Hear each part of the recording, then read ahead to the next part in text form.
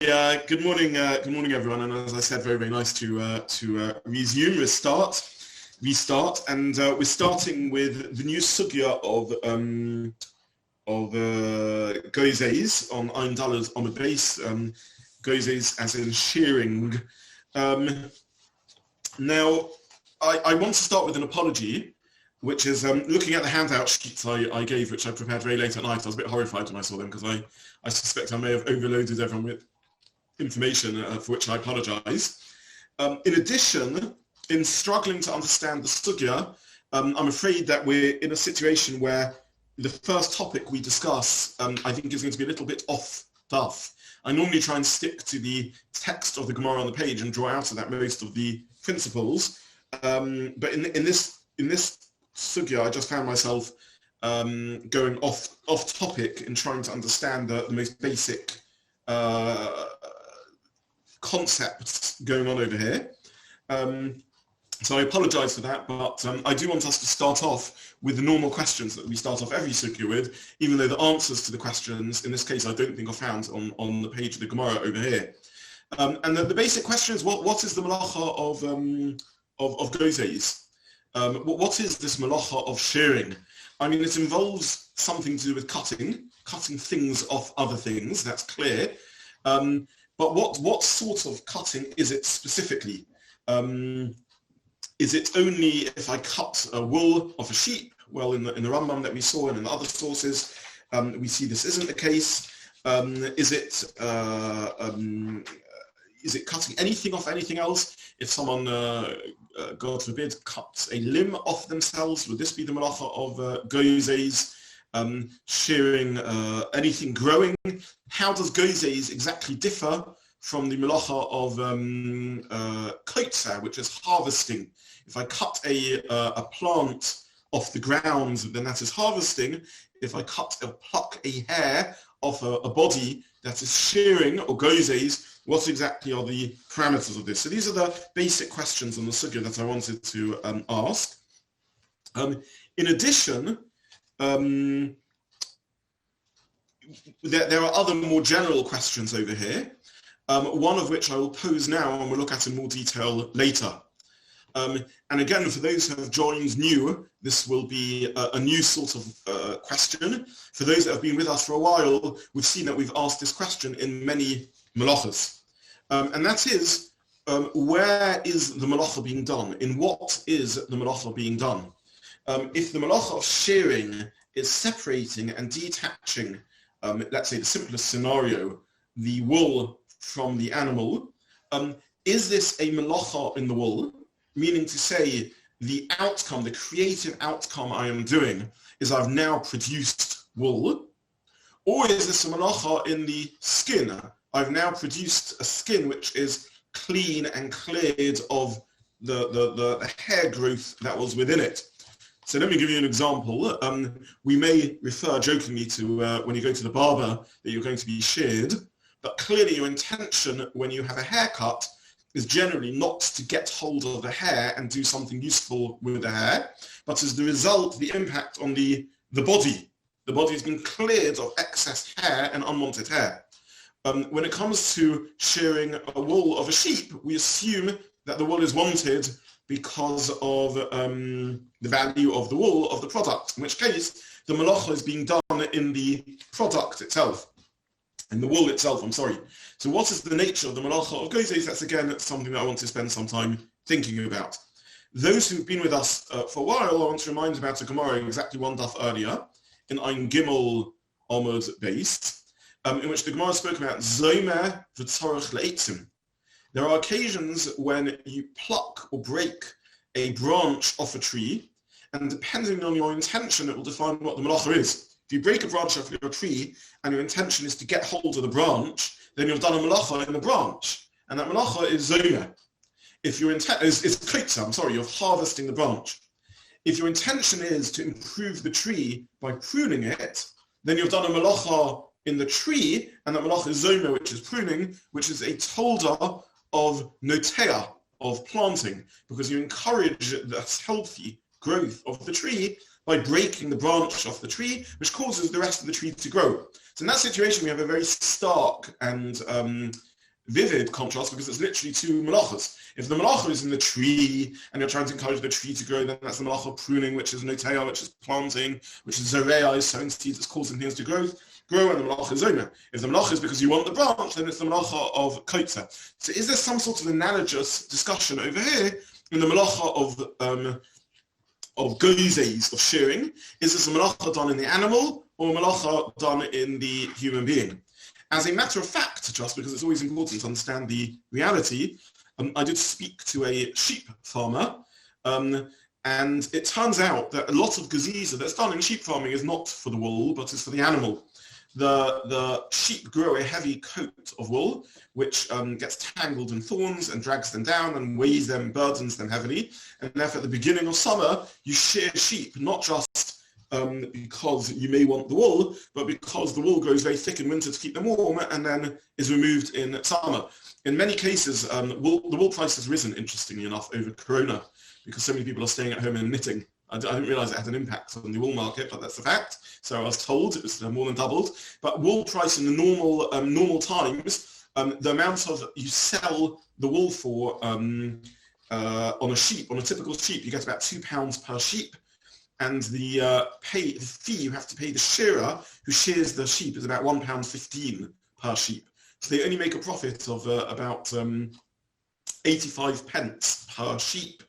And by the time you arrange delivery costs and other things, it's really very minimal profit. So it's not actually at all obvious that shearing is done in modern day farming, particularly for the wool. They get back whatever money they can get back from it. Very often, their main purpose is for the animal in order to look after the animal. Nonetheless, it would appear that in the melacha, in the Mishkan, the melacha was done because they needed to get wool, and this is something we'll discuss a little later. We'll see what the Rishonim have to say on the topic. That you would think that the melacha of shearing was done in the Mishkan in order to get the wool, which they would then weave into threads and twist into threads, which is the next melacha, and then weave into a fabric, which is the next melacha of oreg. So the sequence of melachos. Again, for those who have been with us for a while, you will remember that even though there's lamates melachos, the melachos are subdivided into categories of processes. And the four primary processes that melachos achieve are producing four primary human needs. Food, which we call sidura de pas, the first 11 melachos, starting from ploughing, going through sowing and the thing, and harvesting and so on, which is producing bread, sidura de pas. And then the other three cycles of melachos are to produce buildings, to produce communication, the written word, tanning and skin and producing parchment and so on, and then producing clothing. These are the most basic human needs of food, shelter, which is building, communication, and clothing. So clothing, the Gozez is part of the sidura, part of the cycle of producing clothing, and therefore would seem to be connected with getting wool in order to use the wool. Nonetheless, we also discussed that these don't always line up with how the melacha was in the Mishkan. There's always two levels to look at in the melachos of the Mishkan. There's a level of looking at the lamatas melachos, the level of looking at the melachos in terms of human needs, and the level of looking at the melachos as they were done in the Mishkan. And they don't always match up. So we're doing a little bit chazara of many of the ideas we discussed. So for example, in sidura de pas, in baking bread, the melacha is ofer, baking. In the Mishkan, the melacha was bishul, boiling. Because actually cooking in the Mishkan did not take place in the context of cooking food or baking bread. It took place in the context of cooking the dyes in order to dye fabrics and cooking the spices that were used and so on. So in the Mishkan, the order of the melachos were not to produce bread. Bread was used in the Mishkan for lechem haponim, but according to most Rishonim, what determines the melacha is not the function in the Mishkan, but the creation, the building of the Mishkan. So for example, making a fire in the Mishkan was in order to cook the dyes that were used for dyeing, not in order to burn karbonos or something like that. Baking wasn't to bake the lechem upon him, but was in the production of the Mishkan. The melachos was not determined by karbonos brought in the Mishkan or the functioning of the Mishkan, like the menorah and the lechem upon him, but by the building, the construction of the Mishkan. And therefore, the melacha, the av melacha in the context of the Mishkan is bishul, boiling. In the context of the list of the Mishnah, the av melacha is ofer, which is baking, because we talk about the baking of bread. And we saw this at the top of our Omud, at the top of Untitled Chapter, and various other cases. So to what degree are the melachos defined by the Mishkan, and to what degree are they defined, translated into our human needs, is something we've discussed in many of the melachos, and again, is going to rear its head in this particular sugya. So this is a hakdama to what the talking points of the sugya, and I now really want to get straight into the topic itself. And I appreciate and I apologize that I've overloaded a little bit the Maramakomas. I should have trimmed them down. I should have been Gozez and sheared them a little more. Edward, I'm not the only one who makes awful puns. But they were a little overwhelming. But nonetheless, I want to look at some of the sources. We will start as ever with the Rambam in source 2. And the Rambam, I'm not going to go through the full Rambam. I hope people have had a chance to look at it. The Rambam in source 2 says, "Hagozez semeh osea bein min habehema, bein min hachaya, bein min hachai, bein min hameis." If you shear wool or hair, whether from an animal, a domestic animal, or a wild animal, whether from a living one or a dead one, afilu min hashlach shelahen chayev. So this is the first point that the Rambam says, that this is whether from live animals or not. Then the Rambam carries on at Kama Shiur, and we're not going to go into the details of that. He talks about the measure of it. At the end of this halacha, the first halacha in the Rambam, he says, told us Gozez, if you pluck a wing from a feather from a wing, or wings from a bird, this is a tolda of Gozez. And this is our sugi already. Hit ves atzemem in a chai potter, she'in derech geziza bekach. If you twist the spin, is the word, while it's still attached to the back of the animal on Shabbos, then you're potter because it's not the normal way of weaving, it's not the normal way of spinning, and it's not the normal way of shearing, and therefore one isn't chayiv. Sorry, Paul? No. Paul, I can't hear you, you're muted.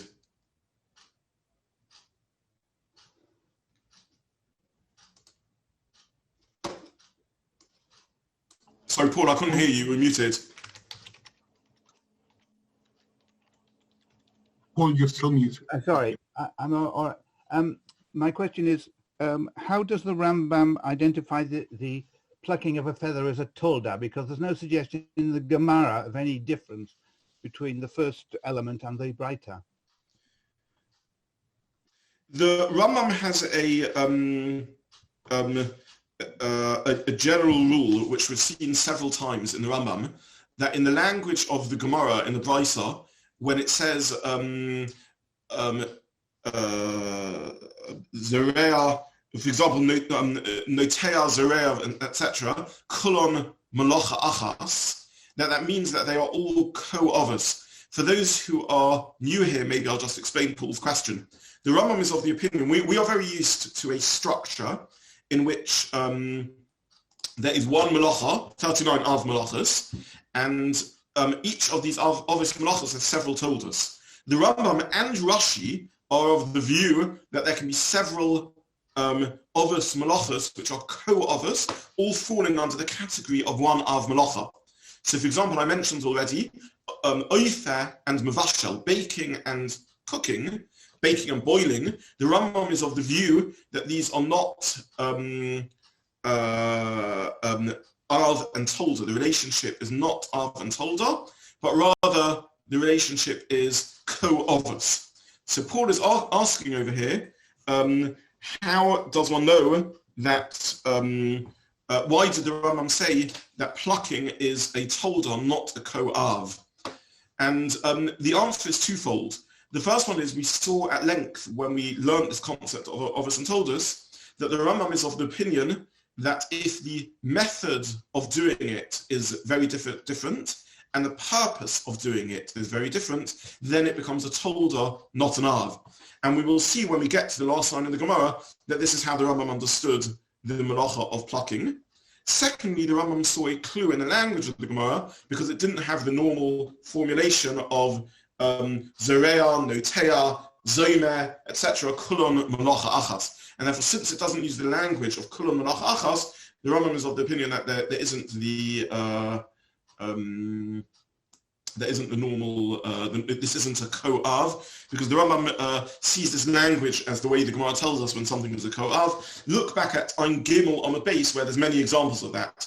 We have with choresh and chofer and so on, also similar sort of language. Okay, so this is the first halacha zayin in the Rambam. In halacha ches in the Rambam says hanotel tzipanov osaro sofomo zikno, someone who cuts their nails, their hair, their moustache, their beard, etc. Harizah told us Gozez v'chayev. Again, this is a tolda of Gozez and chayev. And for now, we'll stop there. Now, what makes this a tolda? The answer is because you're taking it from a person, from a human, and therefore the Rambam carries on. The second line in Halacha Ches, if one cuts a wart off, then again the Rambam says one isn't chayev because this isn't the normal manner of doing it, and we'll get back to that topic also. Okay, so these are the Rambams as the source on the sugya. Now, the Minchas Chinuch in the handout sheet, I want to focus on the part of the Minchas Chinuch on page 2. The word venerally, the Minchas Chinuch begins with the word venerally,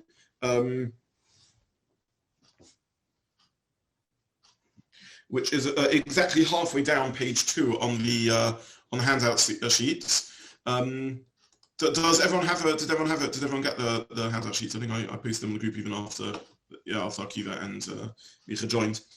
Okay, so halfway down page 2, the Minchas Chinuch says as follows: V'nirli the melachot zug de Gozez, who dafka bin yonim shederech ligzoz o litlosh megufo o mibehema, is dafka with things where it is the derech, the way to shear them or pluck them from one's body or from an animal. As the Rambam lists them, semer, sas, panayim, konof, etc. All these things make their chalipin, they make their exchange. In other words, they replace themselves, and therefore derech ligzoz, and therefore the style, the way of doing so is to shear. Now, I'm not going to read through the whole bit of this Minchas Chinuch, but I would suggest reading certainly the next 2 paragraphs of the Minchas Chinuch if you didn't have a chance to do so already. And basically, the Minchas Chinuch says that the melachot of Gozez is only when you are removing something where it is the derech to remove it from the body, in a sense where it is an extra to the body. In other words, if you cut a piece of flesh off the body, this isn't Gozez, this isn't shearing. This is simply cutting a piece of flesh off something.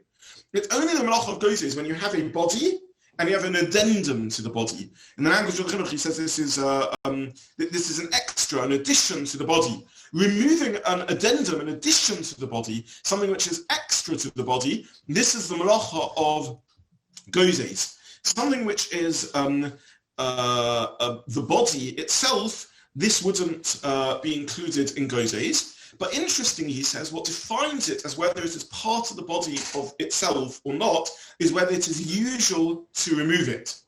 And based on this, the Minchas Chinuch says 2 chidushim. The first chidush he says is if you have a part of the body which is usual to remove, that can also be included in the melacha of Gozez. And as an example of this is the Aveles, which we just mentioned in the Rambam. This is a proof. The Rambam, in his reading of the Rambam, says you are exempt if you cut a wart off the body because of issues of derech, the style and how it is done. But in principle, a Aveles is something which is included in the melacha of Gozez, because a wart is something which it is usual to remove. So the Chinuch doesn't think the definition of what's called extra to the body and the body itself is defined by biologically, whether it is joined in completely to the body or not, but it depends on whether it is something which is usual, oimed, defined and standing to be removed, set to be removed or not. As long as it is set to be removed, it is Gozez. Whereas if it's just part of the normal functionality of the body, then it is not Gozez, but it's simply cutting the body up. So this is the definition that the Minchas Chinuch gives to the melacha of Gozez. Now he then goes on in the second paragraph, Re'isi b'shittim kabetzes, which again I'm not going to read through completely, but he cites a shittim kabetzes, again really worth having a learn of this Minchas Chinuch in your time, these 2 paragraphs of the Minchas Chinuch, who argues that doing Milah on Shabbos is in the chinuch's reading of the source is a melacha of Gozez. So in Milah, one detaches a part of the body, the orla, the foreskin, and it is clear in one reading of the Gemara, that there's a melacha involved in Milah, which is nonetheless nidche, pushed aside because of the mitzvah of Milah bismana. A baby, the pasuk says b'yom hashmini, that Milah has to be done on the 8th day, and therefore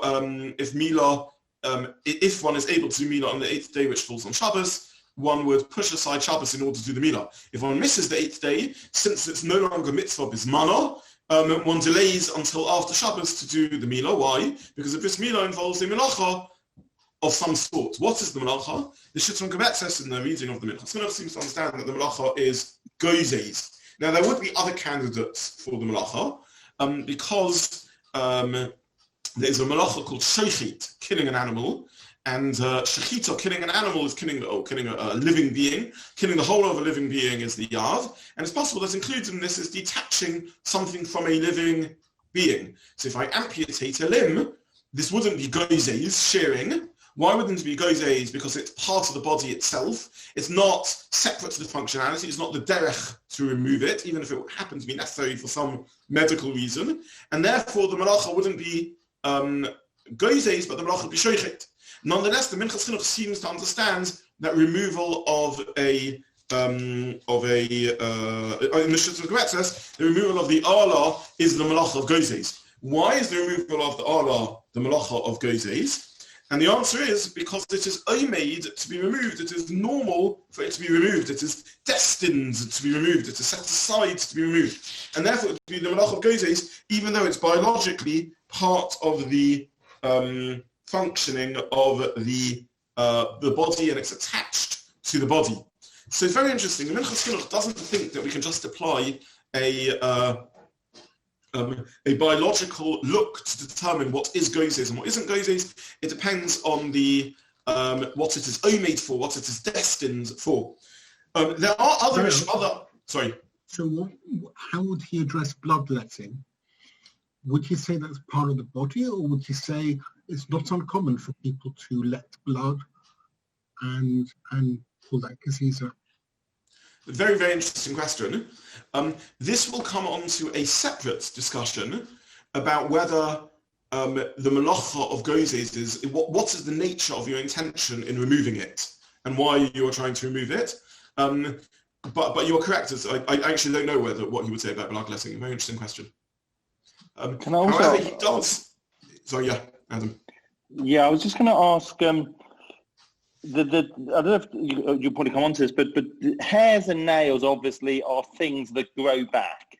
Yes. And there's a difference in the laws of Tumah, I believe, in terms of a mace and the hair across a mace, in terms of, because you could be Tomei with the mace, a part of the mace, but with the hair, I think it's considered a yad to the mace. I've just been learning a whole lot. And that's because those things grow back. So isn't this a lot of the issue here is, which is different, of course, when something's dead and something alive. Because when something's alive, obviously the thing grows back, and while something dead, it doesn't. So we'd have to understand. But this must be linked to the law here.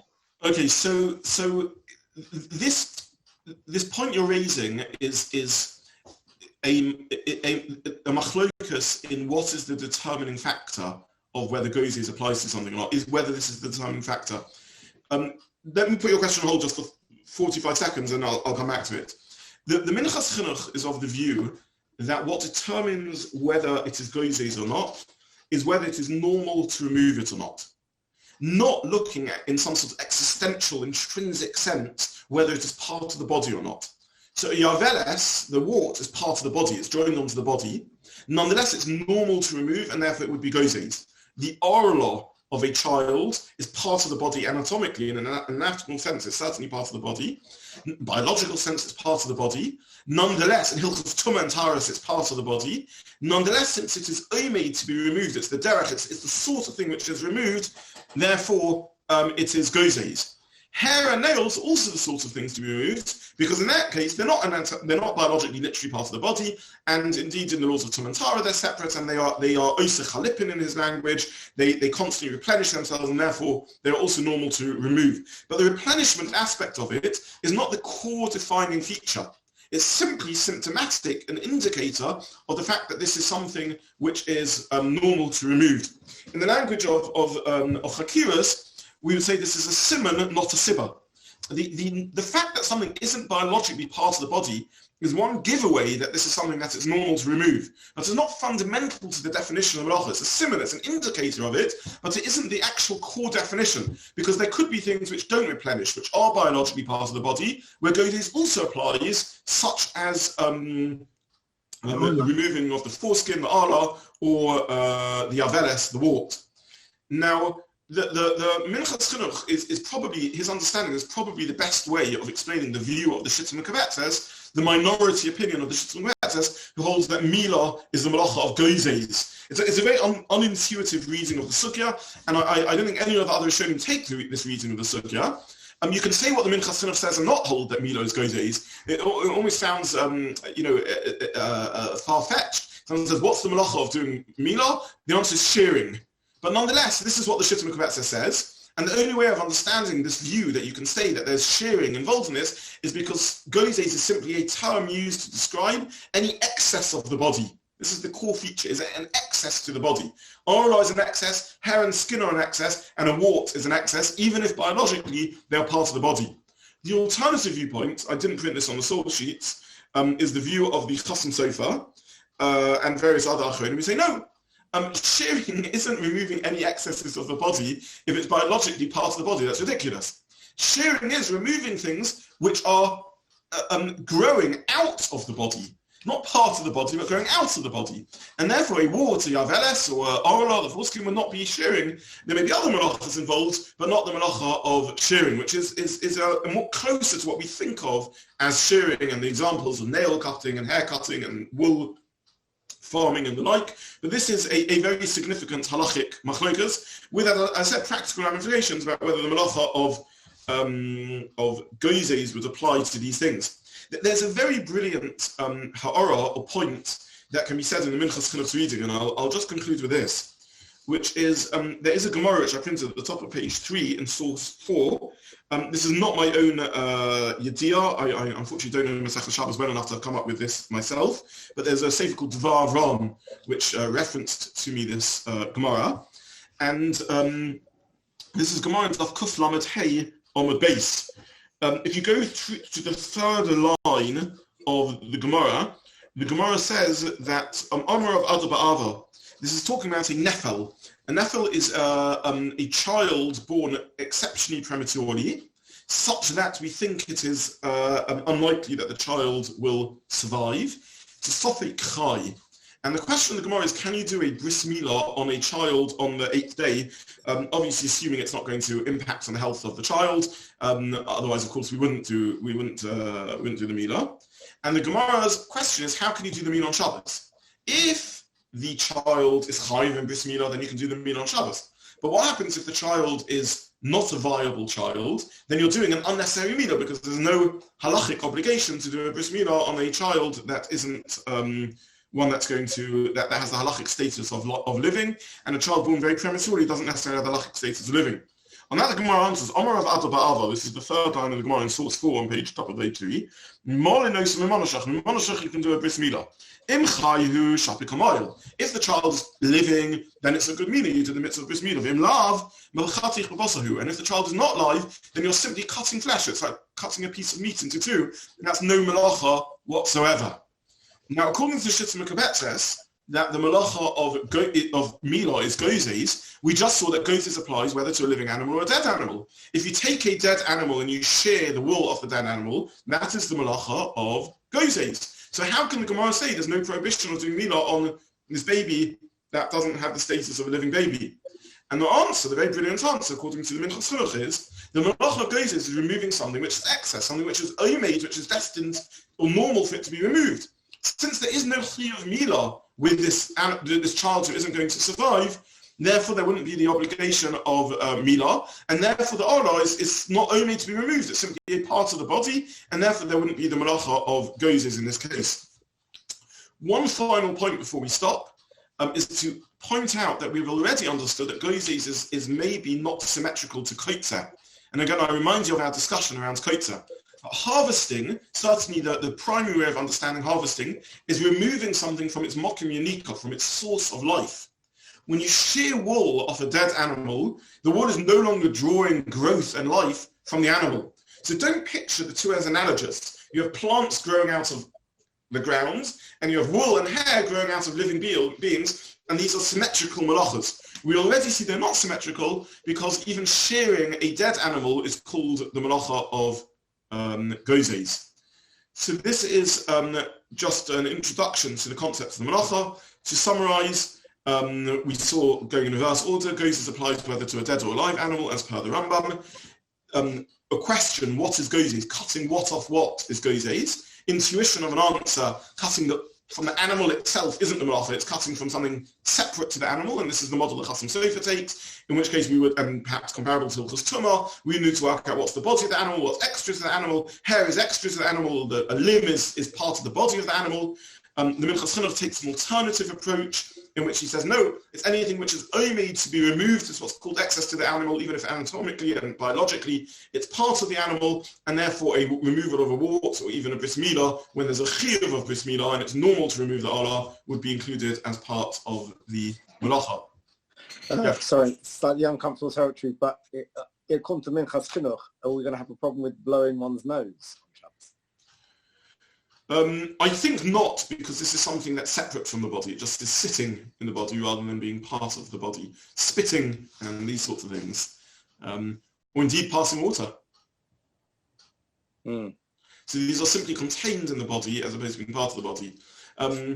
The question of bleeding, I don't want to go into it now, but the question of, Gary asked about bloodletting, is discussed in other contexts also as to whether we view it as mifkat pocket or mivla bola. Is it absorbed in the body, or is it merely stored in the body and sort of contained in the body? And that's also part of our halachic discussion around that. Edward and I came across something in your Bia Omer suggesting that potentially wiping one's nose might be a problem because you pull hairs out when wiping your nose rather than removing the actual content, mucus.